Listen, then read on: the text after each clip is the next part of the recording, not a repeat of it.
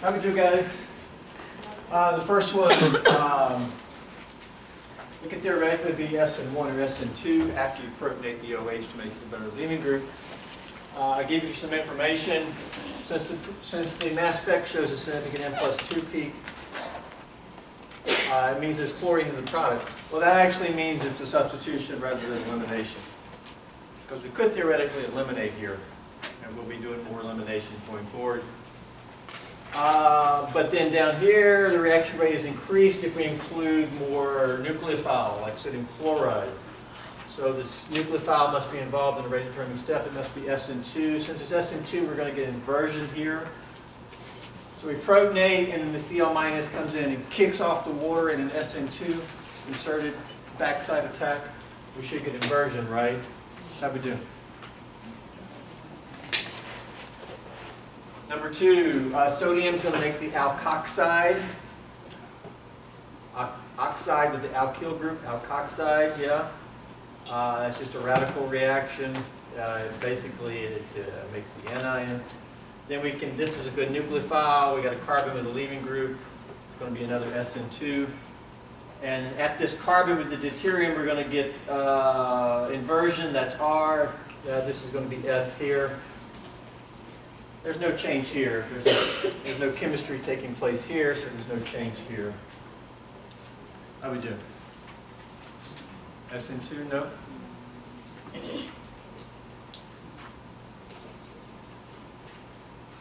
Issues with that one?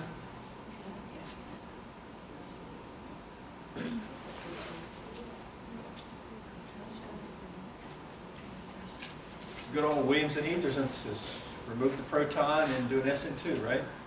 SN2 comes with inversion, just like Big Mac comes with fries. All right. SHF product would be removing the H here to make the more substituted alkene. Hoffman product would be removing one of the H's from either one of the carbons. Either one you remove it from is the same product. The less substituted alkene. So two different dehydrohalogenations. I don't know if we've used that term before, but when you eliminate, you're removing an H and the halogen.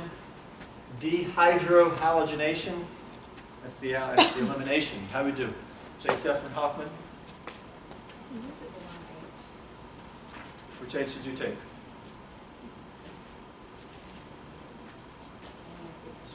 Up here?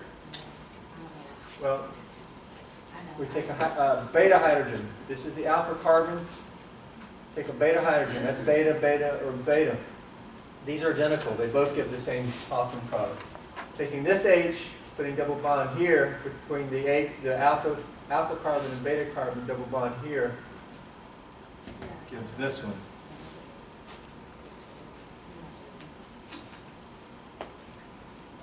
And we are doing an E2. There's a strong base here. Which compound react fastest? SN2 with potassium methoxide. Be this guy here. How do we do? How we do? Good. Yeah?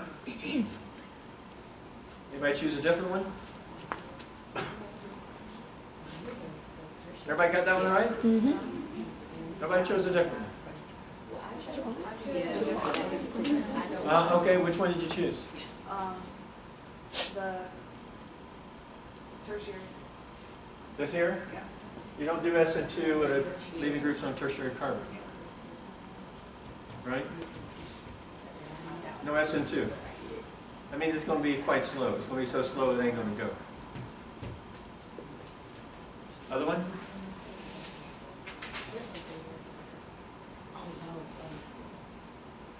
Y'all got it figured out?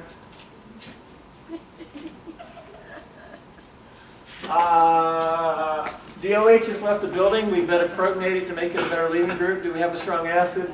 Well, phosphoric strong enough. Protonate, ionize, hydride shift.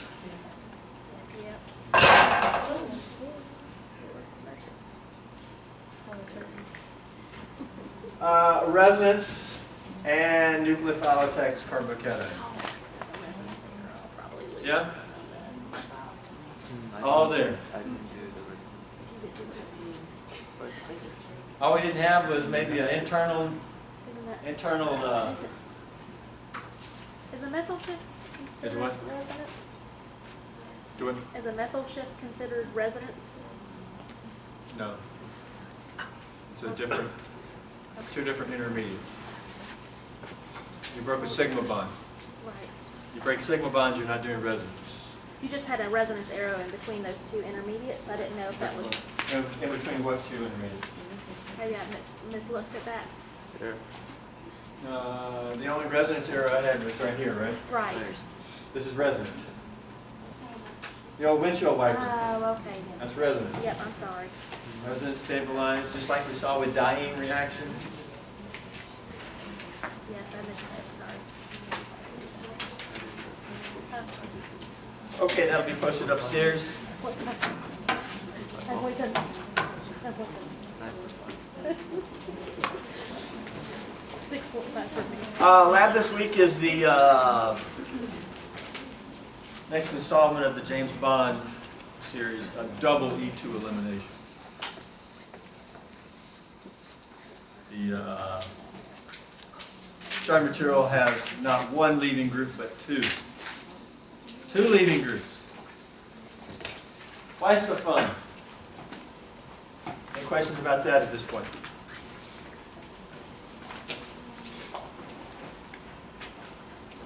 There's actually a trailer that goes with this new movie. I'll send it out.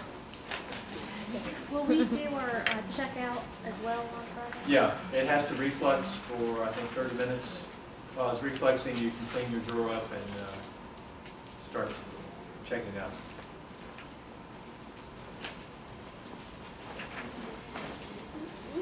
Okay, let's get at it. When we have potential regioisomers, basically the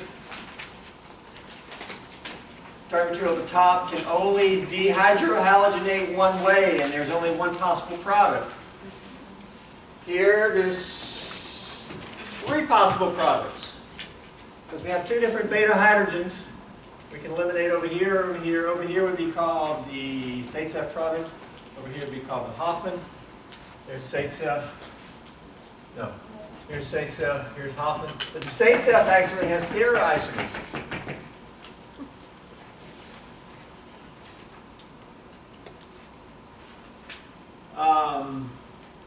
If you're doing an E1, product is always what?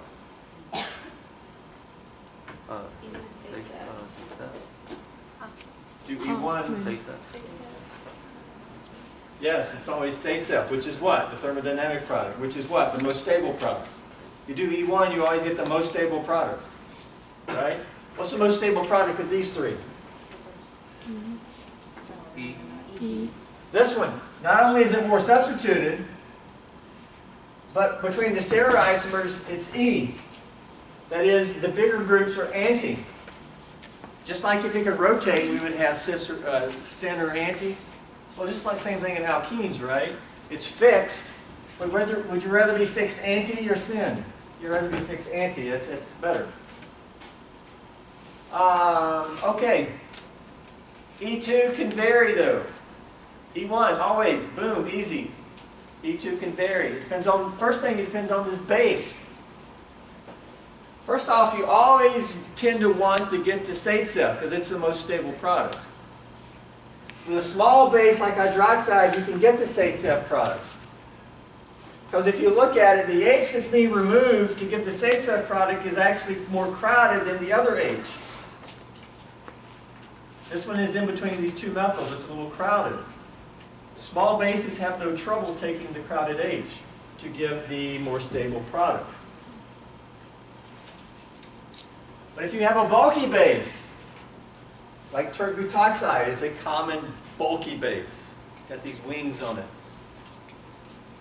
It's going to be more prone to taking the more accessible hydrogen, and you're going to dehydrohalogenate here, put the double bond here, and that's actually the Hoffman product, yeah? bulkier the base, more prone to get the Hoffman product because it's easier to take this H. It's easier and thus faster. So this is a kinetic product because it ain't the most stable product. The most stable one would be the double bond there. But it's formed faster, so we call it the kinetic product. Bulkier base tends to prefer the Hoffman. Okay, here we go. Another reason you may get the Hoffman product. Because there's and this is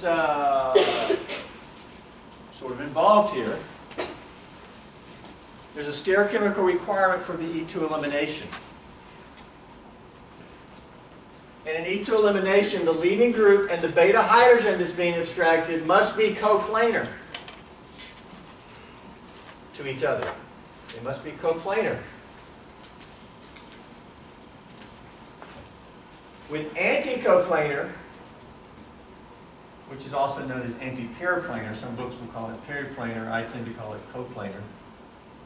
But anti, very much preferred over syn. We will explain this below. If the leaving group and the beta hydrogen cannot become anti-periplanar, then the beta elimination will be very difficult.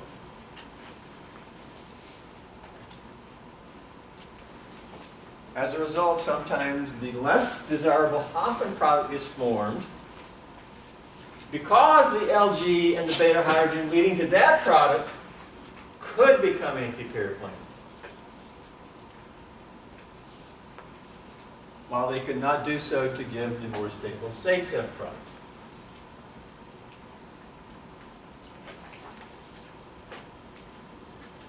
This requirement is also important when determining E or Z of the Zaitsev. This requirement is always should be considered when doing an E2 elimination. We have to figure out, though, when is it applicable and when is it not? Because sometimes it's just not applicable, but sometimes it is. Okay, what does anticoplanar and syncoplanar look like? We've used this terminology before.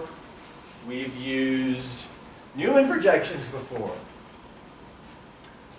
Here's just the two carbons, the leaving group and the beta hydrogen. Okay? We can show this in a Newman, though. This would be a Newman. Remember Newman? Mm-hmm. Yeah? Why did we learn how to do Newmans? So that we can now do something like this. And when you get to organic 2, you can use Newmans to do something else. Okay?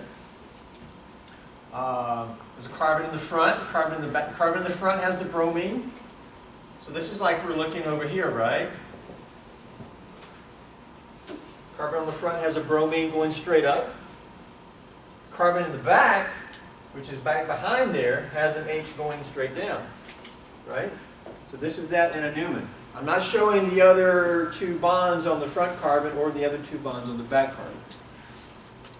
But look, the bromine and the H are anti. Okay? Here it is in the front, here it is in the back. If the back was swum up like this, it'd be syn. Okay? Dihedral angle of 180 degrees. So all this should come back, or you should be reviewing. This would be syncoplanar. Now this has free rotation, right? Right?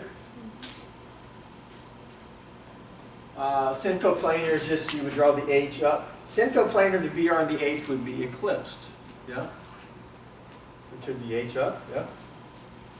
But this is important because when we do these reactions, we're going to put our starting material in a Newman. And see, we want to make sure that the, what does it say? That the leaving group and the beta hydrogen are what? Anticoplanar like this. This is highly preferred.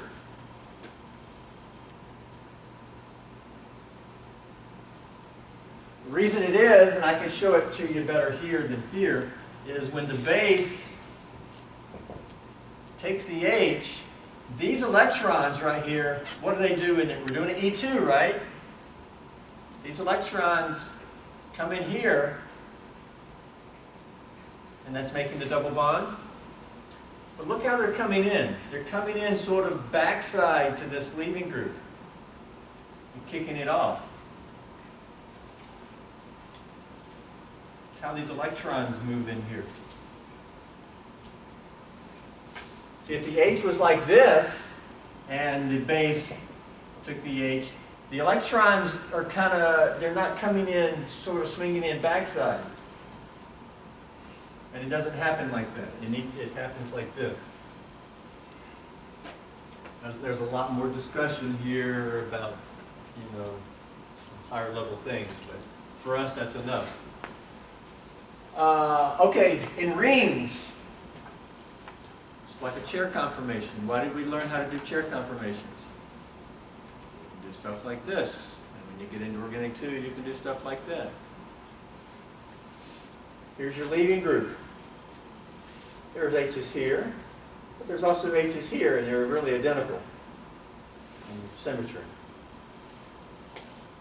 Which H is anticoplanar to the bromine? This one. Anti. Bromine is straight up, the H is straight down. They're also coplanar.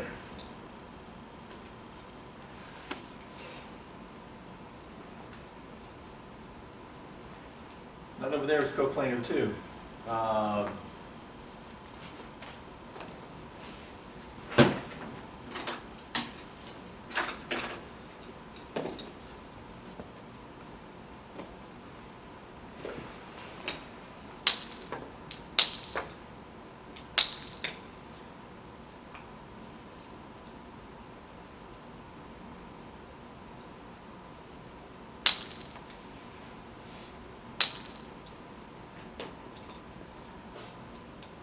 We'll make the bromine green and the H gray. Bromine green, H gray. Yeah. Here it is in the Newman. Is that right? Bromine in the front, straight up. H in the back, straight down. Okay. These two groups are anti. Yeah. Now they're syn, right? Anti. But they're also planar at this point, right? See that plane? If it's right through there. Okay. Are they planar now? No, a plane right there. This thing is off to the plane. It's got a dihedral angle. Okay. So it's anti. It's also coplanar.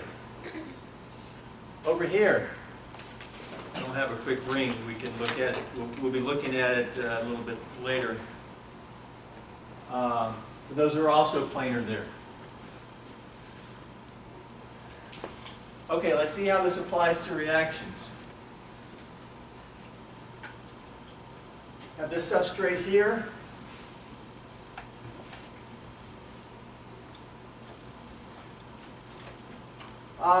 Substitution or elimination? Substitution or elimination?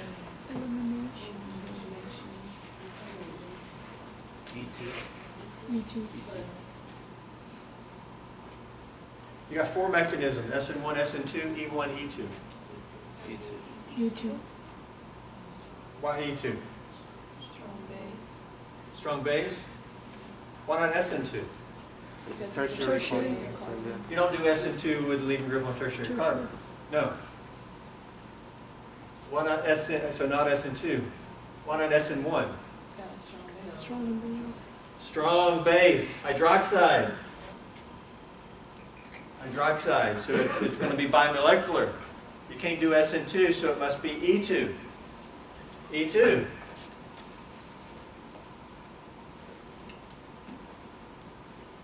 Okay. How many possible elimination products are there for this reaction? 2. How many possible E2 elimination products? 2. Stereoisomers would be different products. How many total theoretical?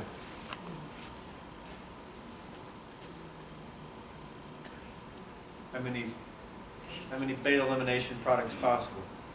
2. 3. Right? Mhm. Why do you say 2? Who said 2? Why 2? There were like 3. You see 3 now? Which one were you missing?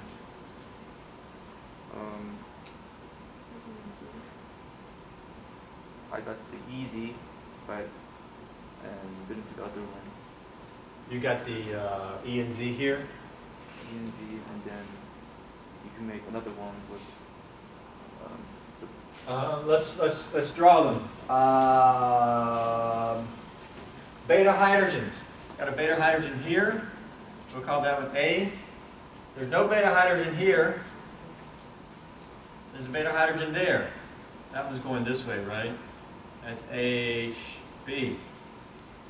Okay, if we remove HA, what's the product going to look like? We're going to have double bond there, and then we're going to have a T-butyl.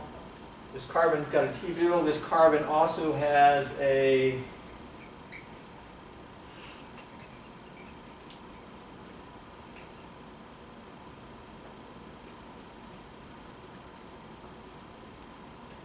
that. So we made double bond here, or moving the H and Br, and then this carbon had these 2 groups on it. Okay, that's removing the HA. We can also remove the HB, HBr here, put double bond here. That would look like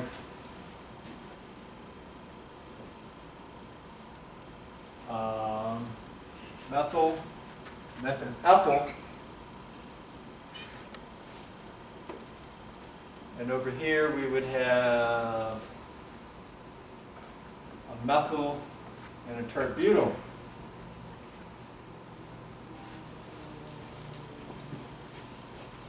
When we eliminate, this carbon is no longer tetrahedral over there. This carbon is now an alkene carbon.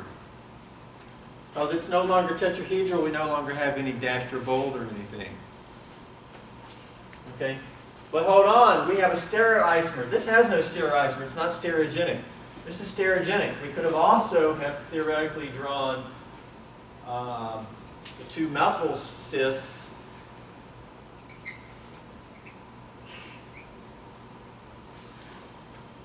Two methyls trans, 2 methyl cis. Those are stereoisomers. This is going to be major group, E. Major groups the same side. That has 3 theoretical dehydrohalogenation products, beta elimination products. Which one are we going to get here? Z. Let me again. Z. Because, Z? Yeah, because it will rotate when you draw. First off, are we going to get Hoffman or Zaitsev? What's the base? Is the base bulky? No. Is the base bulky? No, hydroxide is one of the least bulky bases you can have. They're very small. Mm-hmm. So are we going to have any problem getting the desired Zaitsev product? No. We should not. Zaitsev. Which one's Zaitsev? E and Z. E or Z?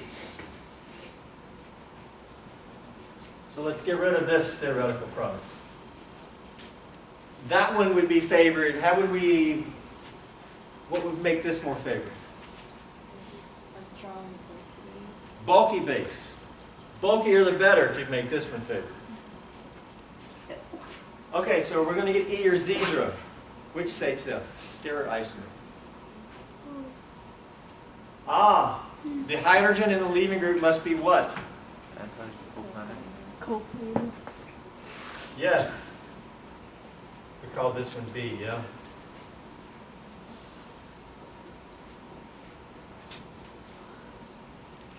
Okay. The H and the bromine must be anticoplanar. That's highly preferred. It pretty much must be.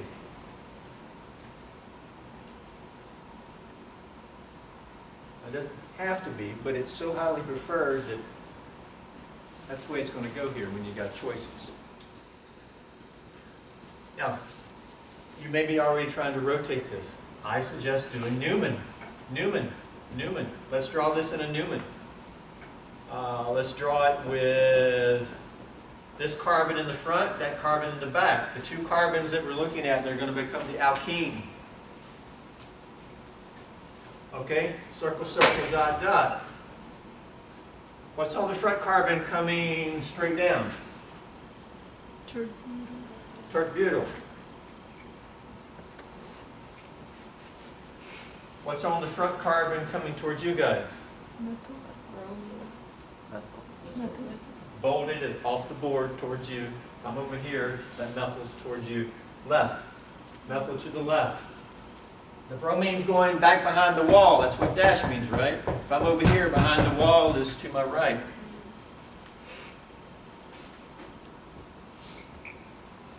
Okay, look past first, second carbon. What's on the second carbon coming straight down? Methyl. It's actually eclipsed with the T-butyl. I'm going to draw an ME on it so we don't get lost with lines here. Let's put an ME on this methyl. What's on the second carbon coming towards you guys? Ethyl. So left. It's eclipsed with the methyl. Do that ethyl like that. What's on the second carbon going to my right, behind the board? H. To the right. It's actually eclipsed with the bromine. As drawn, what's the relationship between the bromine and the HB? Actually eclipsed. They're both like this. They're planar. That's not planar. Here's the plane right here. But they're not anti, they're what? Syn. We need the H to be over here. We can rotate this thing. It will rotate. Let's rotate the back carbon and let's put the HB over here.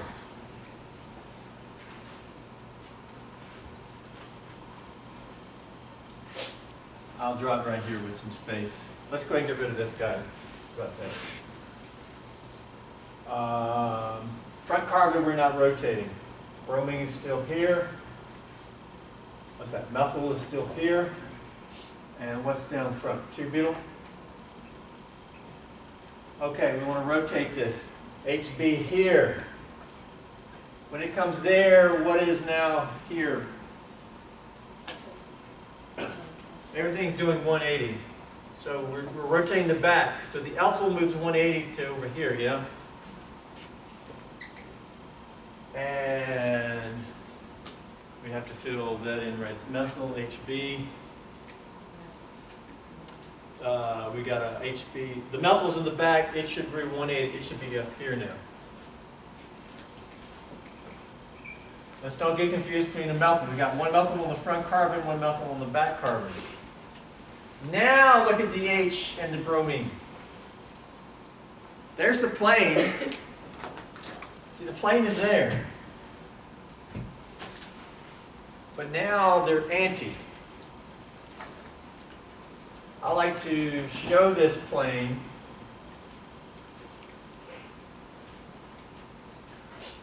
There the elimination is going to take place. The base, what's the base? Hydroxide. Hydroxide takes the H. The electrons, you can't see this because the carbon's like this. Okay, one's in the back, one's in front. The electrons move in here to make the alkene this way and kick off the bromine. All right, so you really can't see it. But what's here, though, is your outcome. This is one side, and this is the other side. The methyls are going to be on the same side.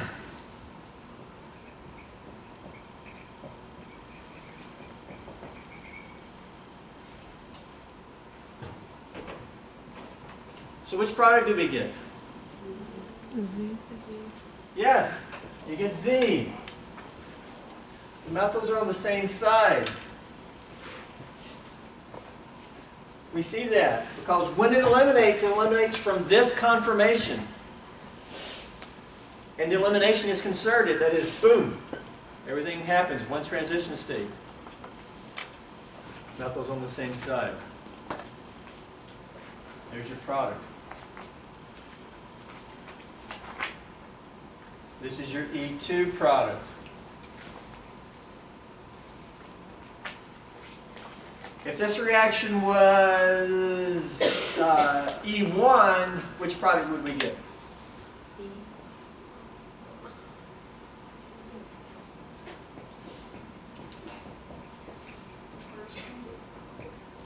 No? What does E1 give?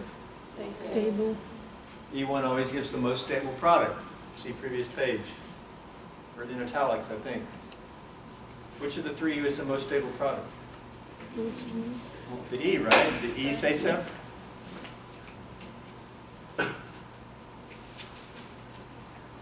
Three possible outcomes up here. You can get either one. The states F.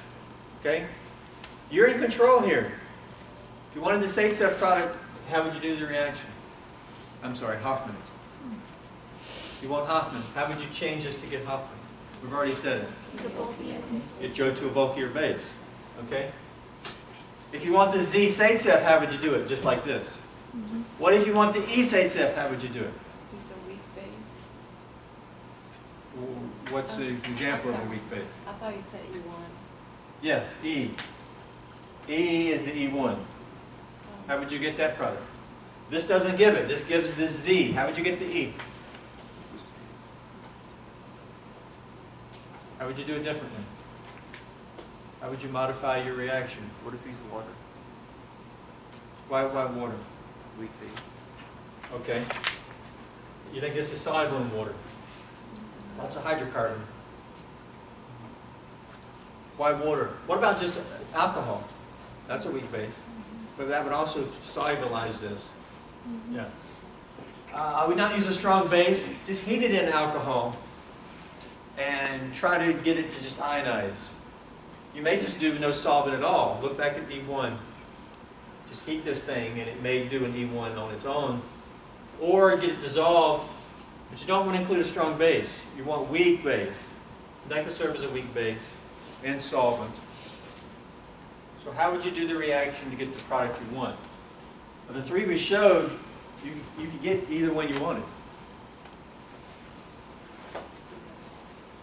Okay, but that reaction is an E2, right? We determined it was E2 at the outset. E2 has a stereochemical requirement. Because of that, it's going to give Z, where E is actually the most stable. We get Z here. Because the transition state is most important.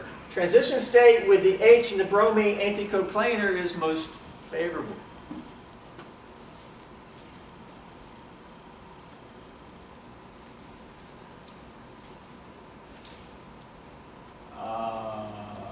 Okay, there's some others to do here.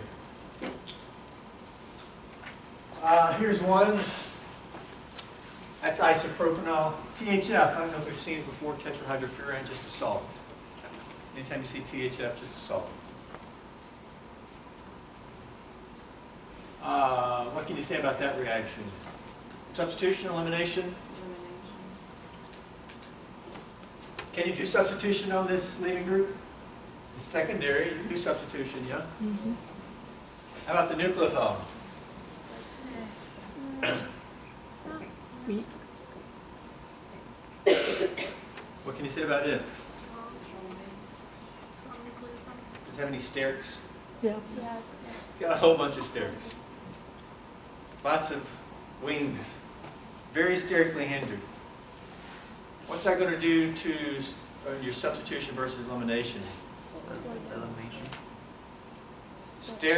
Sterically hindered nucleophile is going to favor elimination.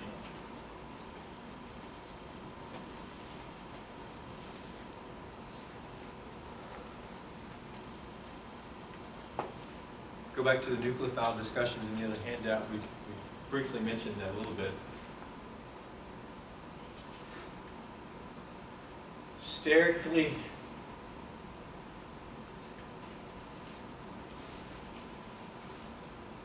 Okay, please look at these. We'll look at them again on Wednesday.